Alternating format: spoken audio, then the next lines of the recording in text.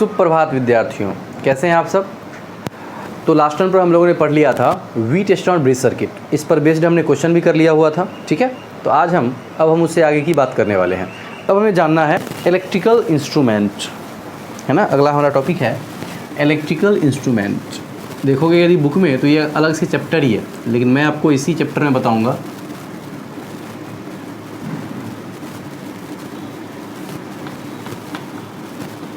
Electrical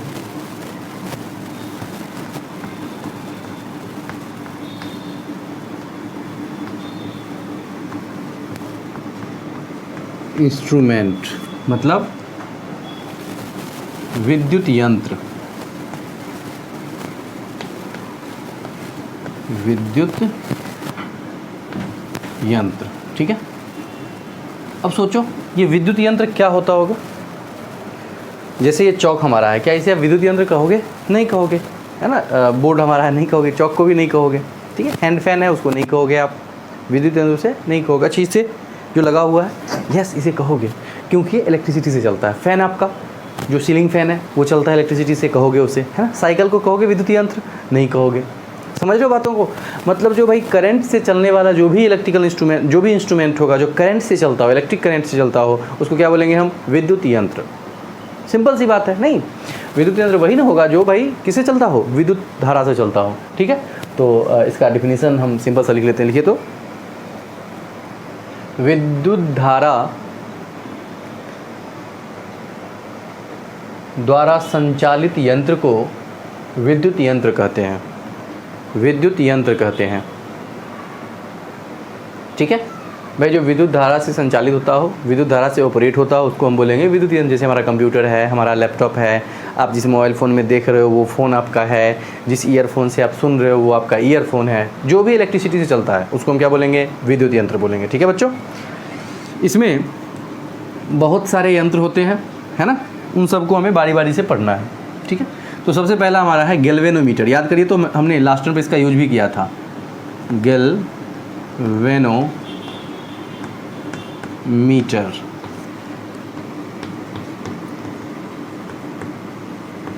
galvanometer, ठीक है भाई। क्या है ये गैल्वेनोमीटर? देखिए तो भाई ये एक विद्युत यंत्र है ना, जो क्या करता है, आंशिक रूप से धारा बहेगा ना विद्युत परिपथ में, उसको भी ये माप लेगा। मतलब जैसे बहुत ही कम धारा मान लो कहीं से बाहर है, बहुत कम, इतना कम कि आप सोच भी नहीं सकते हो, उतना कम, आप छूने से आपको पता नहीं चलेगा, ठीक है। यानी कि कोई बड़ा यंत्र है, आपको वो भी पता नहीं करा पाएगा। सिंपल सा जैसे हमारा एमीटर होता है, वो भी एक धारा मापी ही है, लेकिन वो हमें नहीं बता पाएगा कि इसमें धारा बह रही है कि नहीं बह रही, चूँकि उसका जो फ्लक्चुएशन होना चाहिए वो डिटेक्ट करने के लिए पर्याप्त मात्रा में उसके अकॉर्डिंग धारा बहनी चाहिए। एक सिंपल सा आप एग्जांपल से समझ सकते हो, सोना चांदी जिसे तौला जाता है ना, वो तराजू जो होता है बहुत ज़्यादा सेंसिटिव होता है, बहुत ज़्यादा सेंसिटिव। मतलब वो थोड़ा सा भी आपका यदि 1 ग्राम 1 मिलीग्राम भी डालोगे तो थोड़ा सा उसमें वेरिएशन आ जाएगा, है ना। लेकिन आपका जो तराजू है, जिससे आप गांव भर में सब्जियां वगैरह खरीदते हो या राशन की दुकान से लेते हो, उसमें से सोचो चीनी आपने तौल लिया है, एक चीनी उसमें से निकाल लो, क्या मेजरमेंट में कोई फ़र्क आएगा? नहीं आएगा, नहीं आएगा ना। यानी कि एक चीनी को नाप ही नहीं सकता है। यही बात है हमारा इलेक्ट्रिकल जो इंस्ट्रूमेंट होता है, सिंपल सा जो एमीटर है, जो धारा को मापता है, धारा मापी, इसको धारा मापी कह सकते हो। गैल्वेनोमीटर को क्या कह सकते हो आप? धारा मापी। ये धारा मापता है, लेकिन प्रचलित नाम इसका गैल्वेनोमीटर ही है, तो इसलिए मैंने दोनों लिख दिया। हिंदी इंग्लिश सेम ही होता है, और इसी को धारा मापी भी कहते हैं। जरा समझिएगा क्या मैं कह रहा हूँ। तो मैं कह रहा हूँ कि जैसे तराजू जो हमारे एक राशन की दुकान पर है, वो चीनी के एक दाने को नहीं नाप सकता है, लेकिन वही चीनी का एक दाना यदि लेकर के आप सुनार के यहाँ चले जाओगे तो सुनार उसको माप लेगा। सिंपल सा। और देखते हैं जैसे धर्म कांटा है ना, तो धर्म कांटा क्या करता है? टन में वजन करता है, बहुत ज़्यादा, 100 क्विंटल, 200 क्विंटल, 500 क्विंटल, इसमें वजन वो करता है। आप सोचो उस पर 1 किलोग्राम भी डाल दोगे ना तो वो कुछ भी नहीं बताएगा, जीरो ही रह जाएगा वो, क्योंकि किलोग्राम को नाप ही नहीं सकता है। समझ रहे हो? यही वाली बात है।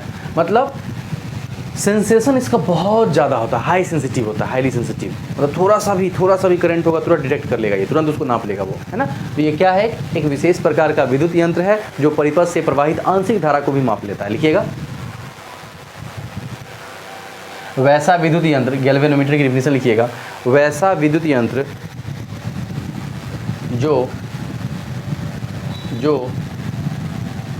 विद्युत परिपथ से प्रवाहित आंशिक धारा को भी माप लेता हो, आंशिक धारा को भी माप लेता हो, गैल्वेनोमीटर कहलाता है। क्या कहलाता है? गैल्वेनोमीटर कहलाता है। ठीक है बच्चों, ओके। तो ये हमारा हो गया गैल्वेनोमीटर। बच्चों जैसे हमने पिछली क्लासेस में पढ़ी हैं 11th में, है ना, उससे भी पहले 10th में आपने पढ़ा हुआ होगा कि भाई जैसे एमीटर को ए से, वोल्ट मीटर को भी से, वैसे ही गैल्वेनोमीटर है ना, तो इसको हम इसी जी से सूचित करते हैं। आपने देखा होगा व्हीटस्टोन ब्रिज सर्किट में हमने इसका प्रयोग किया भी हुआ है। तो इसे यानी कि गैल्वेनोमीटर को जी से सूचित किया जाता है। लिखिएगा, इसे जी से सूचित किया जाता है। लिख लिया? इस गैल्वेनोमीटर किससे सूचित करते हैं? जी से। ओके, अगला लिखिएगा,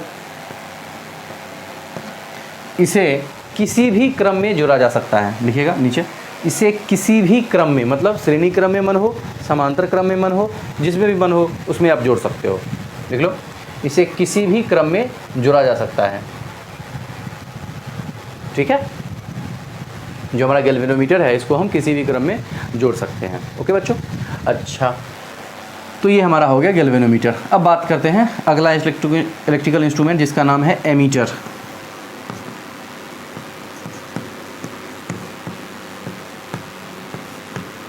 ये क्या होता है? तो ये भी एक विद्युत यंत्र है। ये जो एमीटर है ना, ये भी क्या है? एक विद्युत यंत्र है। इसका क्या होता है? इसका क्या काम है? तो ये भी धारा ही मापता है और सिंपली हम इसी का प्रयोग करते हैं विद्युत धारा को मापने के लिए, क्योंकि हमारे जो विद्युत परिपथ में पर्याप्त मात्रा में धारा बहता है। आप कहोगे सर ये तो सबसे अच्छा है, बहुत कम सेंसेशन है इसका। जरा सोचो, सुनार के यहाँ तराजू है, तो क्या उसी तराजू से आप राशन मापते हो? क्या उसी तराजू से आप खरीदते हो सब्जियाँ? क्या उसी तराजू से आप चीनी खरीदने जाते हो? बिल्कुल नहीं, भाई उसका यहाँ पर यूज़ ही नहीं है। जो सिंपल तराजू हमारे यहाँ है वो 1 किलोग्राम 2 किलोग्राम को मापता है। ठीक वैसे ही ये वहाँ पर काम ही नहीं कर पाएगा। जैसे सुनार का तराजू, उस पर 1 किलोग्राम डालो तो क्या होगा? जानती है आप, वो टूट टाट जाएगा, है ना। ठीक वैसे ही तो एमीटर का प्रयोग हम धारा मापने में करते हैं। ठीक है, देखिएगा, वैसा विद्युत यंत्र जो परिपथ से प्रवाहित विद्युत धारा को मापता हो, वैसा विद्युत यंत्र जो परिपथ से प्रवाहित विद्युत धारा को मापता हो, एमीटर कहलाता है। एमीटर कहलाता है। लिखिएगा, इसे ए से, इसे ए से सूचित किया जाता है। ऐसे, ऐसा लिख लेना, इसे इससे सूचित किया जाता है। ए नहीं, ए लिख करके ऐसा बना देना है। ठीक है, अगला लिखिएगा, इसे एमीटर को इसे परिपथ में सदैव श्रेणी क्रम में जोड़ा जाता है।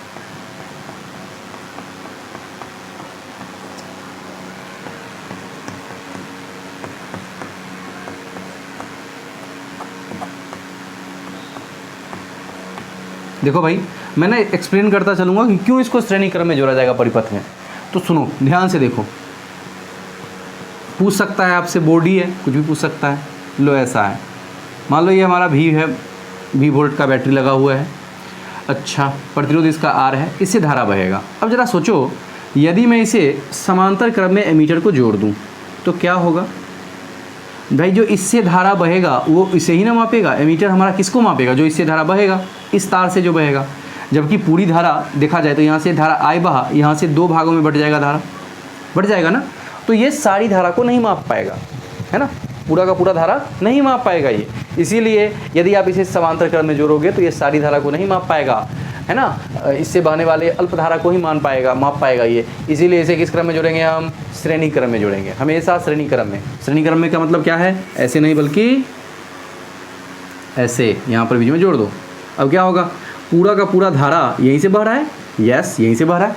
और जब सारी धारा यहीं से बह रहा है, इसका मतलब क्या है? धारा जब पूरा बहेगा तो ये नाप लेगा उसे, इसीलिए इसे श्रेणी क्रम में जोड़ा जाता है। पूछेगा आपसे कि एमीटर को श्रेणी क्रम में क्यों जोड़ा जाता है? तो क्योंकि एमीटर का काम परिपथ से प्रवाहित धारा को मापना होता है। यदि हम एमीटर को समांतर क्रम में जोड़ देंगे तो धारा का कुछ भाग एमीटर वाले परिपथ से तथा कुछ शेष भाग दूसरे परिपथ से प्रवाहित होगा, जिससे एमीटर आंशिक धारा को ही माप पाएगा। समझने वाली बात है, ठीक है, ओके। आपको सिर्फ मिल जाएगा लिखा हुआ कि भाई इसमें जोड़ा जाता है, लेकिन क्यों होता है वो ये रहा। अगला देखो, इसका जो प्रतिरोध होता है एमीटर का, है ना, इसका प्रतिरोध बहुत कम होता है, इसका प्रतिरोध बहुत कम होता है।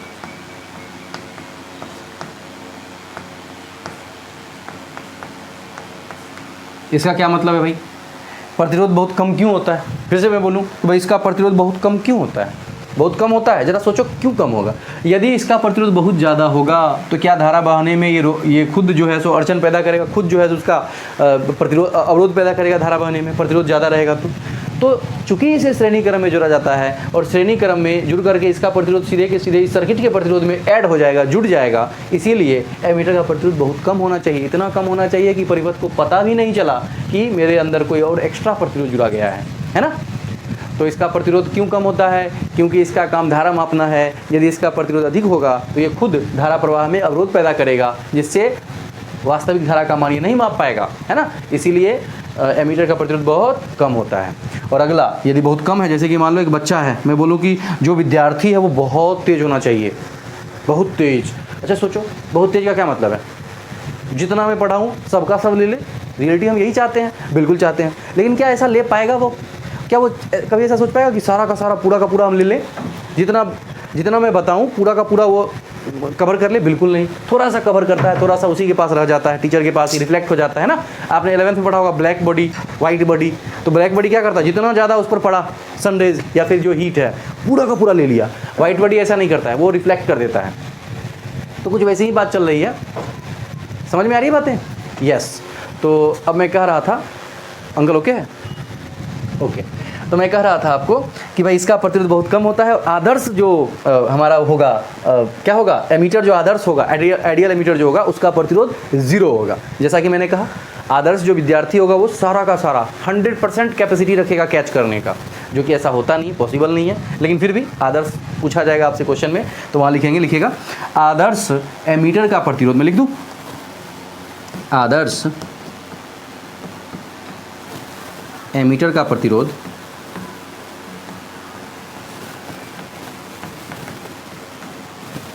कितना होगा भाई? 0 होता है, शून्य होता है। मतलब बिल्कुल कोई अवरोध पैदा नहीं करेगी, शून्य होता है। ठीक है, ये बात हमने जान लिया। ओके ओके,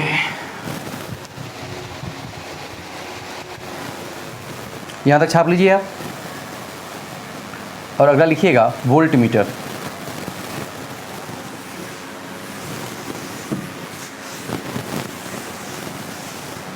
लिखिए वोल्ट मीटर।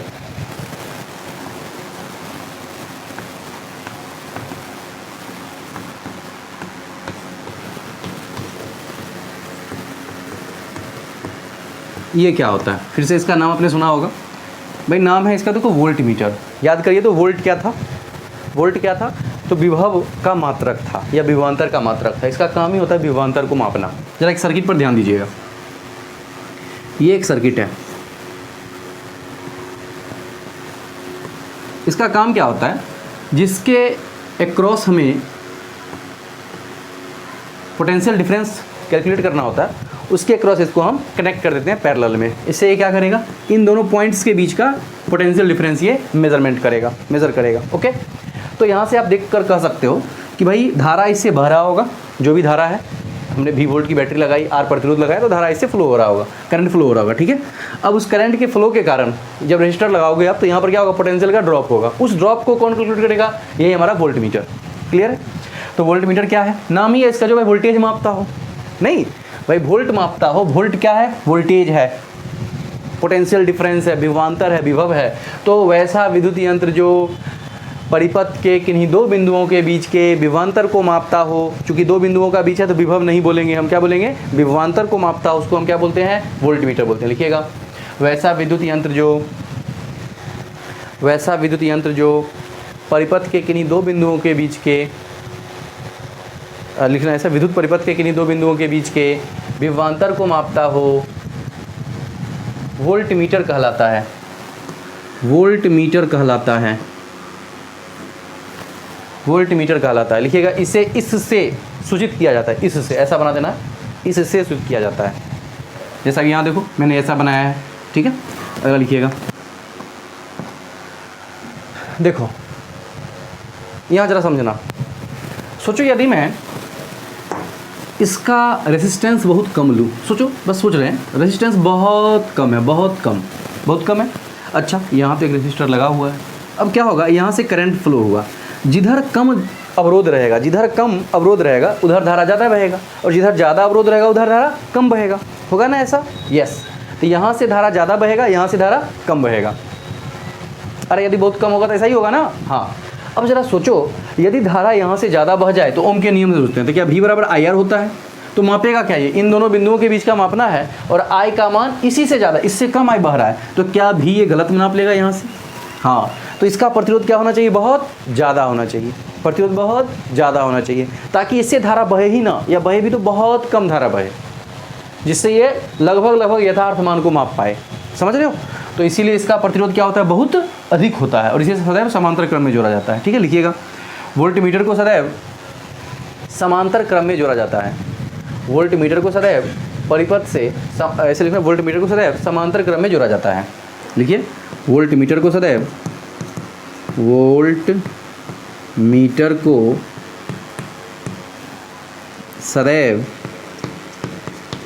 समांतर क्रम में जोड़ा जाता है। समांतर क्रम में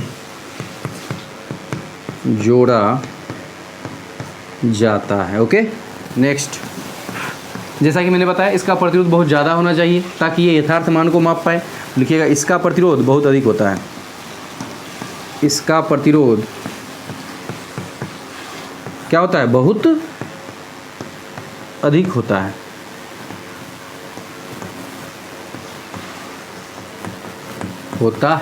इसका प्रतिरोध बहुत अधिक होता है। नेक्स्ट बात, भाई बहुत अधिक होना है, अच्छी बात है, बहुत अधिक होना अच्छी बात है। अधिक से अधिक कितना हो सकता है?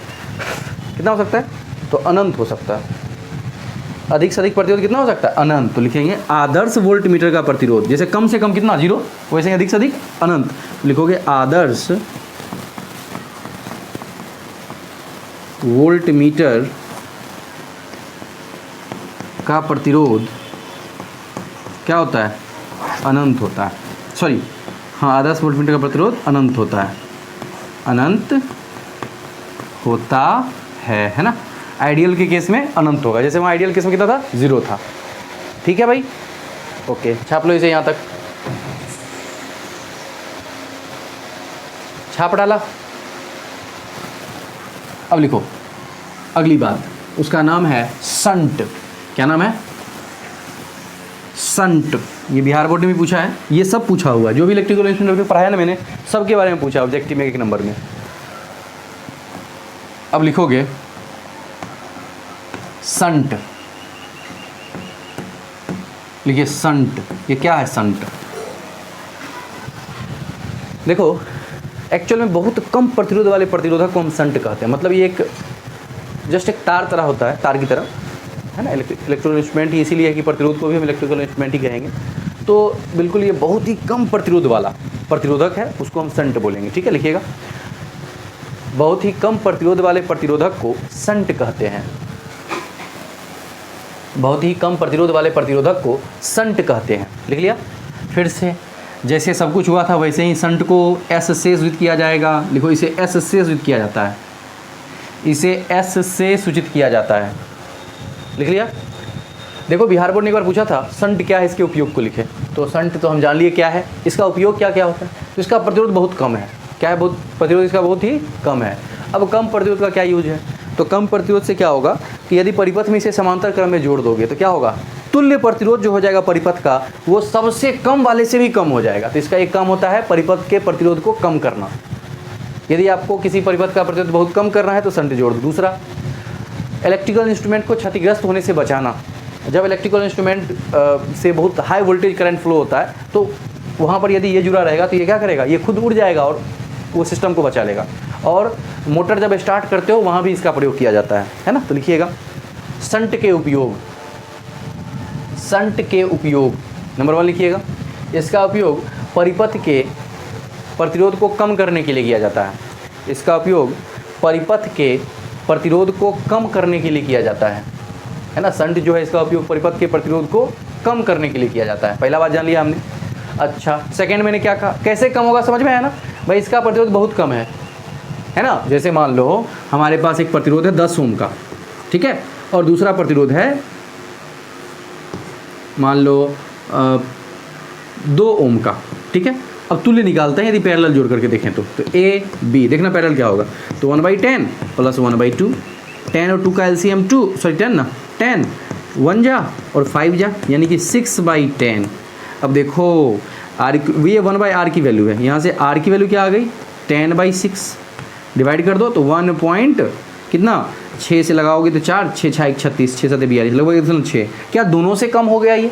यस। वैसे ही संट यदि किसी परिपथ में जोड़ दोगे तो उस परिपथ का तुल्य प्रतिरोध संट से भी कम हो जाएगा। तो इस प्रकार क्या हो गया, परिपथ का प्रतिरोध कम हो गया। पहली बात समझ में आई। तो पहला आपने लिखा होगा इसका उपयोग परिपथ के प्रतिरोध को कम करने के लिए किया जाता है। अगला, इसका उपयोग विद्युत यंत्र को क्षतिग्रस्त होने से बचाने के लिए किया जाता है। इसका उपयोग विद्युत परिपथ को क्षतिग्रस्त होने से बचाने के लिए किया जाता है। लिख लिया। नेक्स्ट, इसका उपयोग मोटर, लिखो ऐसे, इसका उपयोग विद्युत मोटर के स्टार्टर के रूप में किया जाता है। इसका उपयोग विद्युत मोटर के स्टार्टर के रूप में किया जाता है, ठीक है। और कुछ और इसका उपयोग है, उसके बारे में हम तुरंत अभी जानने वाले हैं। 2 ही उपयोग पूछा था, अब 2 बहुत ज़्यादा हो गया, ठीक है ना। चलिए, अब हमने संट को जान लिया। अब संट की सहायता से हम क्या करेंगे कि कुछ कल्याणकारी काम करने वाले हैं। ध्यान से बच्चों देखना है आपको, देखो समझना अच्छे से। जैसे हमारे पास मान लो गैल्वेनोमीटर दिया हुआ है और हमसे बोला जाए कि बताइए गैल्वेनोमीटर को आप एमीटर में कैसे बदलोगे, गैल्वेनोमीटर को वोल्टमीटर में कैसे बदलोगे, है ना। तो इस पर हमारे पास क्वेश्चन आता है और हमें आना चाहिए। देखिए ध्यान से, हमारे पास गैल्वेनोमीटर है,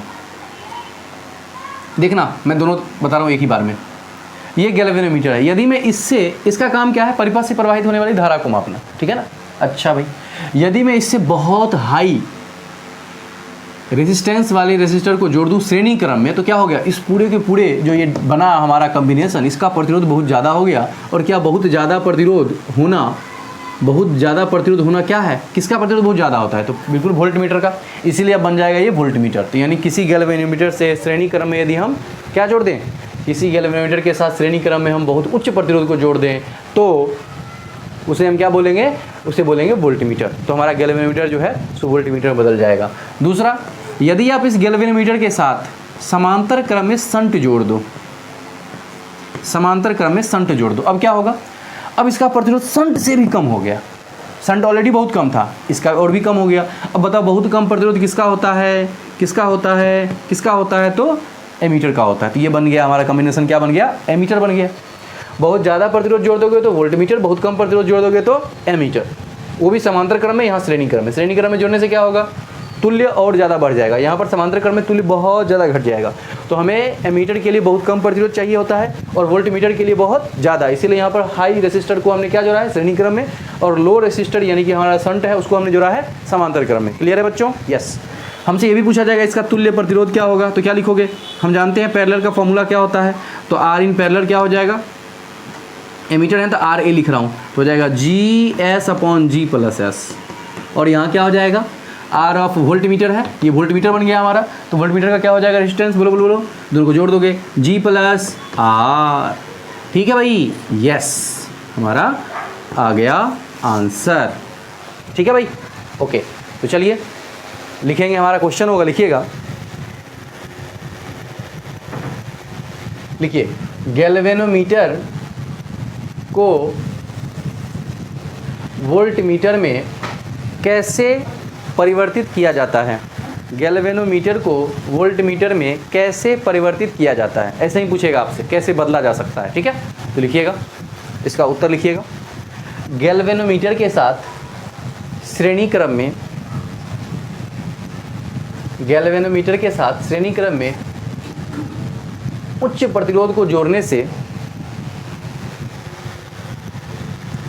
बनी व्यवस्था वोल्टमीटर की तरह व्यवहार करने लगता है, वोल्टमीटर की तरह व्यवहार करने लगता है, वोल्टमीटर की तरह व्यवहार करने लगता है। क्या करना है आपको, ये वाला डायग्राम बनाना है और इसके बाद एरो बना करके ये पूरा का पूरा कॉम्बिनेशन बराबर है किसकी तरह, वोल्ट मीटर की तरह, इसीलिए मैं इसको भी बना दिया। ठीक है, बिल्कुल ऐसा बनाइए। ये फिर ये बना लीजिए तो और फिर नीचे लिखिएगा, उसमें से थोड़ा चाहिए चौक, फिर लिखिएगा इसके नीचे ये बना करके लिखिएगा, इस प्रकार वोल्ट मीटर का प्रतिरोध, इस प्रकार वोल्ट मीटर का प्रतिरोध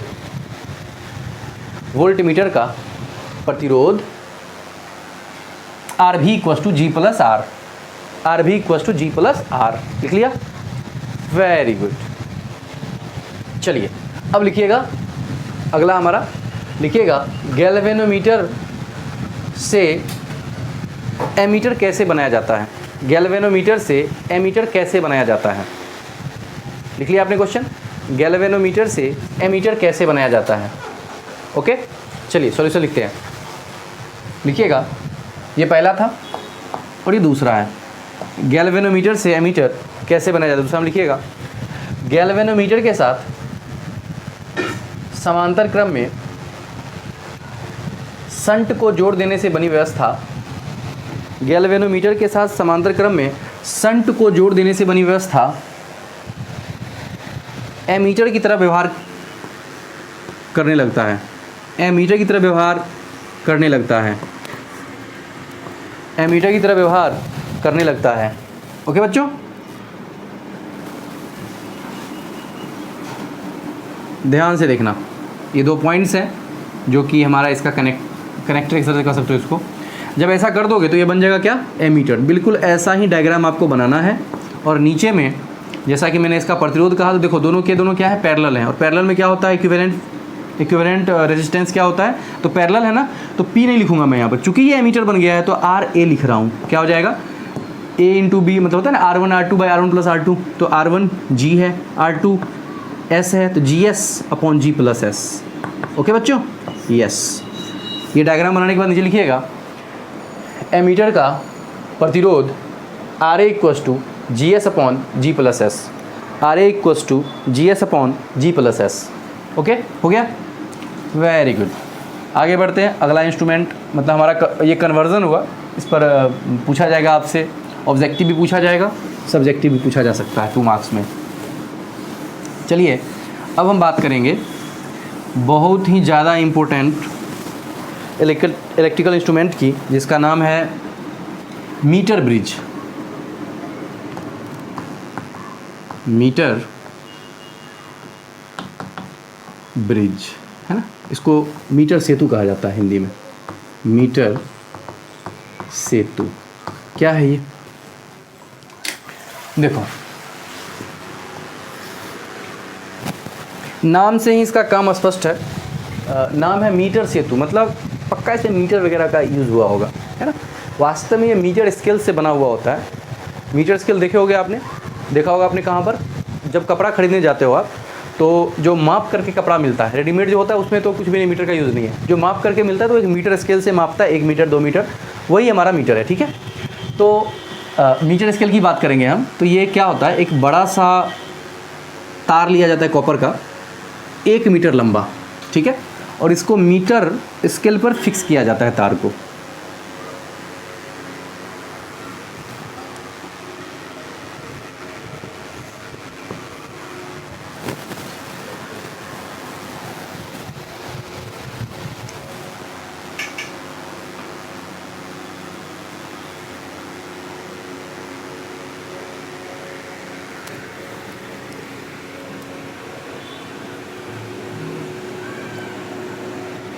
ये हमारा हो गया, ठीक है, कॉपर का तार है ये।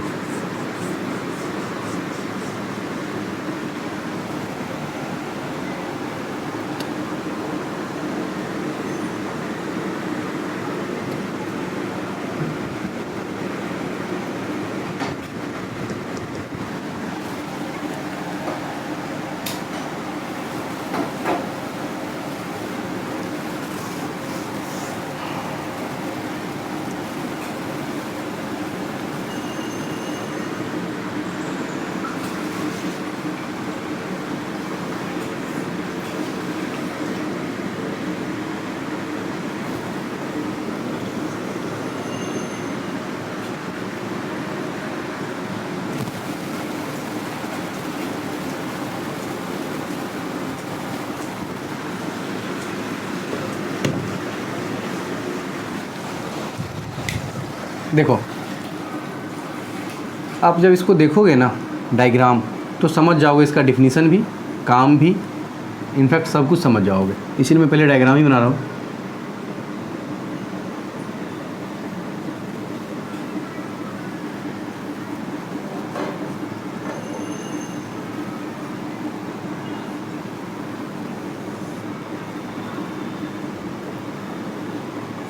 फिर से यहाँ पर गैल्वेनोमीटर का यूज किया जाता है और जैक की सहायता से, जैक मतलब जिसको हम खिसका सकते हैं इधर उधर, उसकी सहायता से, ये जैक है हमारा। इस जैक की हेल्प से खिसका उसका करके एक ऐसा पॉइंट यहाँ पर फाइंड किया जाता है जिस पर गैल्वेनोमीटर से करंट फ्लो नहीं हो। एक रहता है नोन रेसिस्टर, दूसरा होता है अननोन रेसिस्टर, ठीक है। तो ये क्या है मीटर ब्रिज? तो यह एक वैसा विद्युत यंत्र है जो व्हीटस्टोन ब्रिज सर्किट के कॉन्सेप्ट पर काम करता है और किसी भी अज्ञात प्रतिरोधक का प्रतिरोध ज्ञात करता है। जो भी आपको अज्ञात प्रतिरोध रहेगा, जैसे आर मैंने लिखा है, तो आर हो गया हमारा ज्ञात प्रतिरोध, नोन रेसिस्टर, है ना, ज्ञात प्रतिरोध। और एक्स जनरली किसको मानते हैं? मैथ्स में आपने पढ़ा होगा, एक्स मानते हैं कि भाई मान लिया ये एक्स है, फलाना एक्स है, तो एक्स हमारा अननोन होता है, दैट इज एक्स जो है अज्ञात प्रतिरोध है। इसी को हमें ज्ञात करना होता है, अज्ञात प्रतिरोध। तो देखो अब क्या होगा, व्हीटस्टोन ब्रिज सर्किट जो हमारा है उसके कॉन्सेप्ट का प्रयोग करेंगे और थोड़ा थोड़ा अकल लगा करके आराम से हम इसका क्या निकाल लेंगे, रेजिस्टेंस निकाल लेंगे। देखना कैसे, मैंने मान लिया कि ये जो देखो ना, ये कॉपर वायर है, मैं लिख रहा हूँ कॉपर वायर, CU वायर, है ना। स्ट्रिप की सहायता इसको फिक्स कर दिया गया है, स्ट्रिप है ये, ठीक है।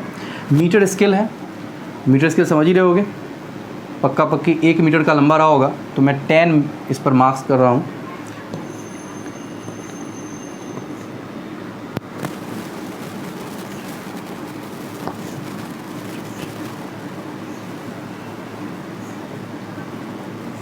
ठीक है, बीच में भी 10-10 रहेंगे, पता ही होगा आपको।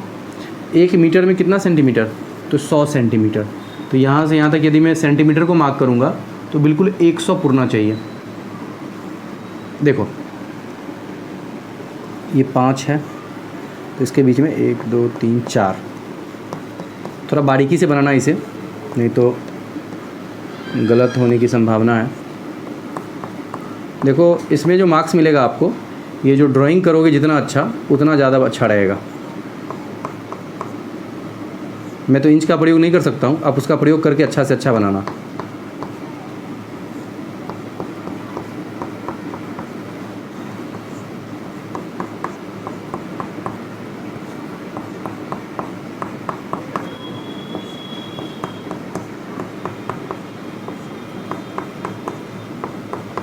ठीक है, हमारा हो गया 1 2 3 4 5 6 7 8 9 और ये 10वां। 1 मीटर लंबा ये स्केल है, उसको पहले उस पर मैंने क्या कर दिया, कॉपर के वायर को स्ट्रिप कर दिया है, स्ट्रिप कर दिया है मतलब फिक्स कर दिया है। पूरा का पूरा जो सिस्टम है ये हमारा क्या कहलाएगा, यही कहलाएगा मीटर सेतु। अब देखो व्हीटस्टोन ब्रिज सर्किट के कॉन्सेप्ट से मैं उससे पहले लिखता हूँ, यदि ये जो तार है ना, मैं सब कुछ लिखवाऊँगा यहाँ, बस नीचे मैं इसका प्रूफ निकाल रहा हूँ। देखो मैं कह रहा हूँ कि इस तार के प्रति इकाई लंबाई का यदि प्रतिरोध जो है वो लैम्डा हो, है ना, यदि, है ना, तांबे के तार के प्रति इकाई लंबाई का, प्रति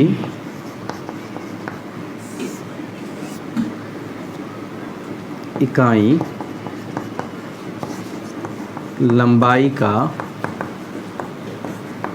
प्रतिरोध लैम्डा हो। ठीक है, अब ज़रा सोचो, मैंने जब जैक को घुमाया होगा ना, जैक को जब इधर उधर किया होगा, तो जहाँ पर हमें ये बिंदु मिला होगा, जहाँ पर इससे बहने वाली धारा, मतलब गैल्वेनोमीटर से धारा नहीं बह रहा है, वो वाला जो पॉइंट मिला होगा वो L दूरी पर मिला होगा। कहाँ पर मिला होगा, L पर। ज़रा सोचो, L पर मिला होगा, तो ये वाली इधर वाली दूरी क्या हो जाएगी, इधर वाली दूरी क्या हो जाएगी, तो टोटल है 100 सेंटीमीटर, तो ये हो जाएगा भाई L, ये हो गया टोटल 100 है, चूँकि 1 मीटर लंबा इसके लिया है हमने, तो क्या हो जाएगा 100 माइनस L होगा ना, यस ये हो जाएगा।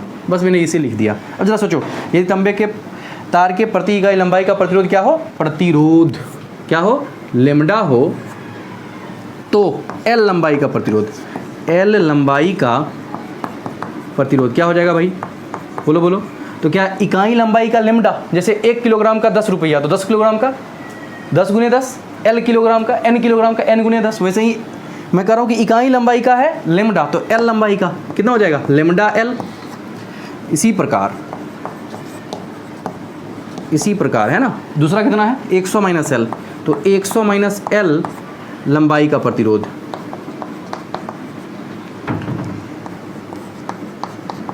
कितना हो जाएगा भाई, तो 100 माइनस L इंटू लेमडा हो गया ना। अब वही व्हीटस्टोन ब्रिज सर्किट के कॉन्सेप्ट से, व्हीटस्टोन ब्रिज सर्किट के सिद्धांत से क्या जानते हो बोलो। हम जानते हैं कि व्हीटस्टोन का सिद्धांत ये है, इधर वाला बट्टा इधर वाला बराबर होता है इधर वाला बट्टा उधर वाला, मतलब गैल्वेनोमीटर के दोनों तरफ का रेजिस्टर का जो रेशियो होगा वो इक्वल होगा। तो वही हम लिखने वाले हैं, इधर का R बट्टा X बराबर इसका प्रतिरोध बट्टा इसका प्रतिरोध। क्या लिखोगे, R बट्टा X ना, X दैट इम्प्लाइज R बट्टा X जो बराबर होगा ये वाला इसका, तो इसका प्रतिरोध देखो तो क्या है, L लंबाई का प्रतिरोध कितना निकाले हो, लेमडा L, तो हो जाएगा लेमडा L और बट्टा नीचे क्या हो जाएगा, तो इसका इधर वाले का ये क्या है 100 माइनस L इंटू लेमडा, तो क्या लिखोगे लेमडा इंटू 100 और माइनस L। ठीक है भाई, यस, लेमडा को मार दिया, तो मैं इसको यहाँ पर लिखता हूँ, यहाँ पे मीटर से तू मिटा दूँ, आप लिखो तो मीटर से तू, बस इसे मिटा रहा हूँ ताकि मुझे यहाँ पर काम कुछ, मीटर से तू लिख लेना बस।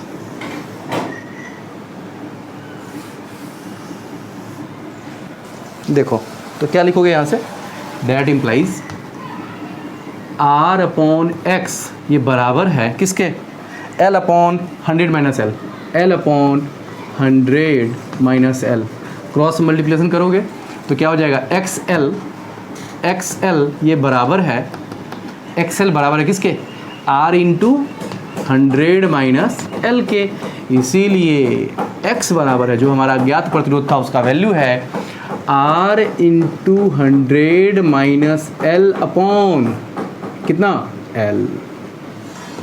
ठीक है, यस, हो गया आंसर।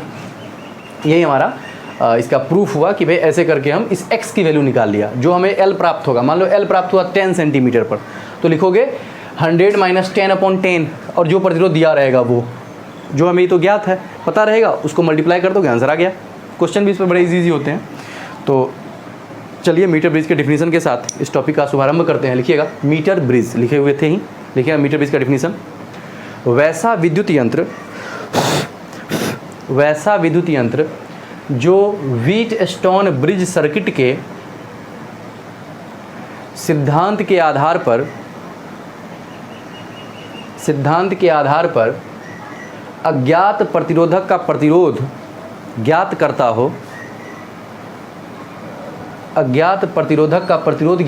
हो मीटर ब्रिज कहलाता है। ठीक है, मीटर सेतु कहलाता है। ओके बच्चों, गुड। अब लिखिएगा सिद्धांत, ये भी पूछा है, सीधे सीधे ये पूछा था मीटर ब्रिज किस सिद्धांत पर काम करता है, अब ये भी नहीं जाना, ये व्हीटस्टोन ब्रिज सर्किट के सिद्धांत पर काम करता है। सिद्धांत लिखा डैश लिखिएगा, यह व्हीटस्टोन ब्रिज सर्किट के सिद्धांत पर कार्य करता है। सिद्धांत लिखा डैश लिखकर लिखना, यह व्हीटस्टोन ब्रिज सर्किट के सिद्धांत पर कार्य करता है। Okay, good. अब हमें इसकी रचना के बारे में सोचना है, कैसे कैसे ये बनाया गया है ना। तो लिखिएगा जो जो लिखे हैं ना, जो जो इसमें किए हैं इसको देखना है अच्छे से। देखो तो क्या है, एक ज्ञात प्रतिरोध, एक अज्ञात प्रतिरोध, 1 मीटर का लंबा स्केल, एक सेल, एक जैक, एक गैल्वेनोमीटर और 1 मीटर लंबे कॉपर के तार को इस प्रकार से व्यवस्थित किया चित्रानुसार। बस वो देखना है, लिख देना है ना, बिल्कुल रटना नहीं। लिखिएगा रचना, लिखिएगा यह 1 मीटर लंबे स्केल पर, यह 1 मीटर लंबे स्केल पर 1 मीटर लंबे तांबे के तार को स्ट्रिप की सहायता से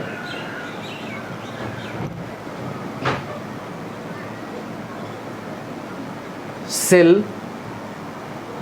प्रतिरोधक, सेल ऐसे लिखना, सेल, ज्ञात प्रतिरोधक, अज्ञात प्रतिरोधक, गैल्वेनोमीटर तथा जैक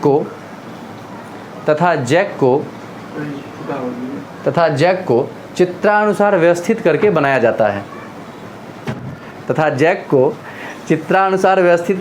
जाता है, ठीक है। चित्र को पूरा छाप लीजिए और कुछ नहीं करना है, बस चित्र छापना है। छाप डाला,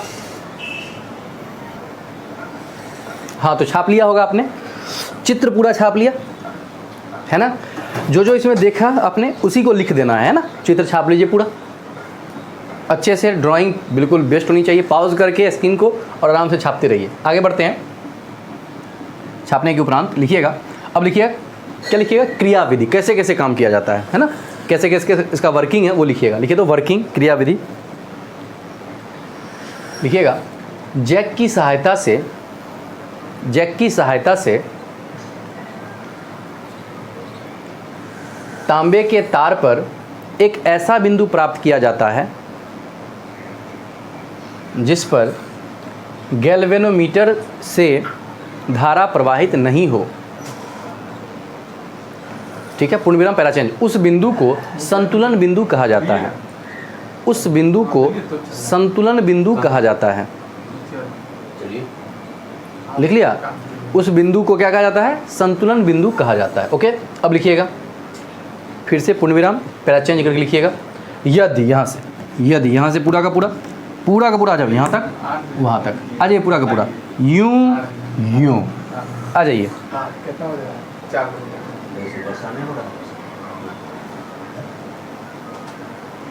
अरे आ गए यहाँ तक, पूरा का पूरा देखो, यूं आ जाओ। और एक अत्यंत सरल सा प्रश्न करते हैं।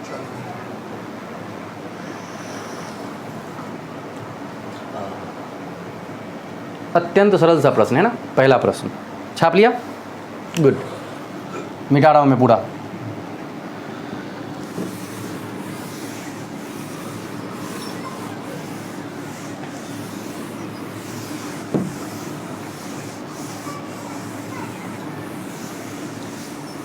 लिखिए,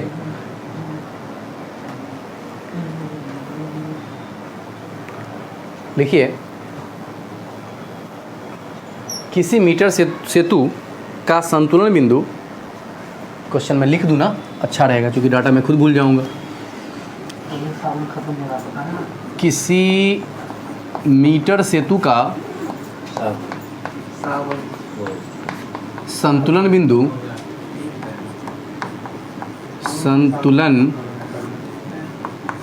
बिंदु 40 cm पर है यदि, है ना, यदि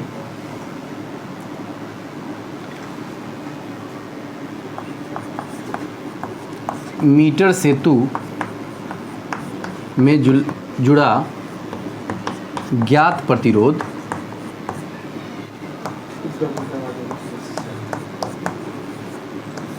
10 ओम हो तो अज्ञात प्रतिरोध का मान ज्ञात करें। प्रतिरोध का मान ज्ञात करें, ठीक है। तो सॉल्यूशन करोगे भाई, हमें आर की वैल्यू गिवन है 10 ओम, ठीक है। संतुलन बिंदु हमें पता है, यानी कि एल ही था ना जहाँ पर हमें प्राप्त हुआ था नो वेरिएशन इन गैल्वेनोमीटर, है ना। एल की वैल्यू कितनी दी हुई है, 40 सेंटीमीटर, क्वेश्चन में देख लो। अच्छा भाई, और कुछ तो लेना ही नहीं है हमें, तो लिखोगे x बराबर, अभी भी जाना है आपने, क्या होता है 100 minus L into R upon L। तो क्या लिखोगे 100 माइनस L की वैल्यू 40 इंटू आर की वैल्यू 10 अपॉन L की वैल्यू 40। 0 0 को मार दिया, 100 में से 40 घट गया, कितना 60। भाई सही है ना, यस। 60/4 डिवाइड कर दो 15 ओम, तो आंसर कितना आ गया 15 ओम। सिंपल, ठीक है। छाप लीजिए इसे।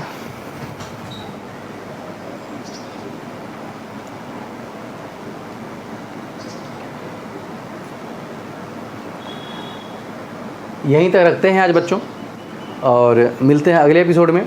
आपका अब काम रहा रिवीजन शुरू कर दो। अब बहुत जल्द हम लोग एक टेस्ट ऑर्गेनाइज करने वाले हैं, जिसमें फिजिक्स जहाँ तक हुआ है वहाँ तक, केमिस्ट्री जहाँ तक हुआ है वहाँ तक, मैथ्स जहाँ तक हुआ है वहाँ तक, है ना, वहाँ तक हम शुरू करके एक प्योर टेस्ट लेंगे ऑल सब्जेक्ट का, जो आपके बिल्कुल बोर्ड के कॉन्सेप्ट पर रहेगा, मतलब 70 मार्क्स का रहेगा, 40 का नहीं रहेगा। वैसे ही ऑब्जेक्टिव रहेंगे, वैसे ही सब्जेक्टिव रहेंगे। तो रिवीजन शुरू कर दो। पिछला वाला सबको लग रहा होगा कि पुराने जन्म की बात चल रही है अपनी, जैसे इस बार पढ़े ही नहीं है ऐसा कुछ, तो उसको सबको रिवीजन करके घर पर बैठ करके बहुत मस्ती हो गई, उसको ख़त्म करके बढ़िया से रिवीजन करना है और टेस्ट की तैयारी शुरू करनी है। ठीक है बच्चों, तो इतना ही रखते हैं और मिलते हैं अगले एपिसोड में। तब तक के लिए गुड बाय और गुड नाइट।